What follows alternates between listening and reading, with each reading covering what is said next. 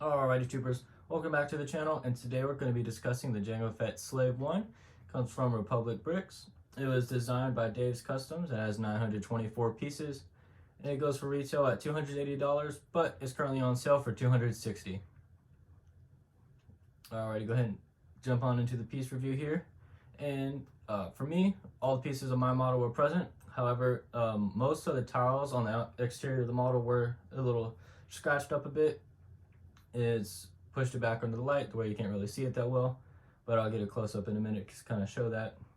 As you can see, the coloring on the ship was just amazing. It just pretty accurately captured what you could see throughout the show and different stuff like that. There was a little discrepancies from some online source material as far as what color this loading ramp would have been, as well as just some other stuff on the back right here.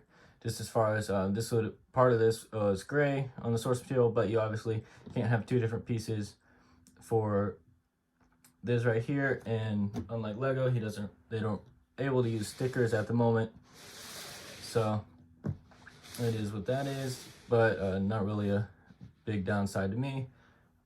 Personally, really like this ship, but some people be really stickler for that accuracy.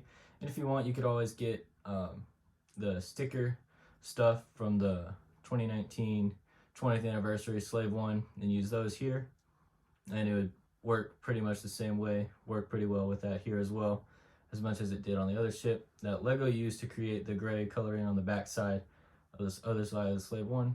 So that is an option that's out there. Alright, let's go ahead and talk about the design real quick. Alrighty, so for the design on this, it was based off of, or very much appears to be based off of, the 20th anniversary Slave 1 that we got, I believe, in 2019. And there's a couple things on it that I just want to, a couple things on it are different, such as the side paneling right here was different than on that ship, as well as these wing fins right here are a little different than the official Lego model, but most of the interior workings are the same, even down to these clips right here included on the official model for the spring-loaded shooters. We have on both sides right here. However, it does not have spring-loaded shooters on the front of the model. It's just all tiled off right there. And you can see a little bit right here on this thing. It has a little bit of scratching right there that you can see from the piece review I was talking about earlier. It's easy to see on these black ones right here, but there is some scratching, a little bit of discoloration on these other tiles out here, but it's not too much of a big deal. And even on this, not really coming through the camera very well, but there is some discoloration on this piece right here. So that's something to be aware of. But overall, very nice model. Something that I do not regret buying. And if there were multiple in the Star Wars universe, I probably would have bought multiple others, just kind of have a little fleet. But nonetheless, they only have one, so I only really need one. So I'm only going to have one.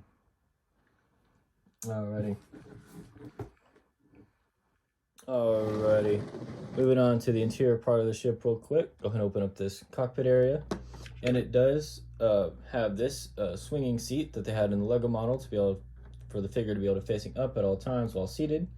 And I'll go ahead and put this Jango Fett figure in here. It is the official Lego Jango Fett from one of the Separatist droids we got a while back. And you just set them on there. Sometimes I have a little trouble, not because of the design problem and anything, but just kind of just little swinging seats don't exactly do that well when you're trying to put a figure in it. And you can put this on and see it does fit very well. You even pick it up and see that he will rotate up. So it's pretty nice there. And then it does have a little control pad right here. You can't see it very well through the cameras, but it is just a typical Lego control pad that you'll see here. It's not going to focus very well, but so that's a nice touch to have there. And then, say before, you just set this on it, and it does fit very nicely with these curvatures right here, and you can just fly them around as you want.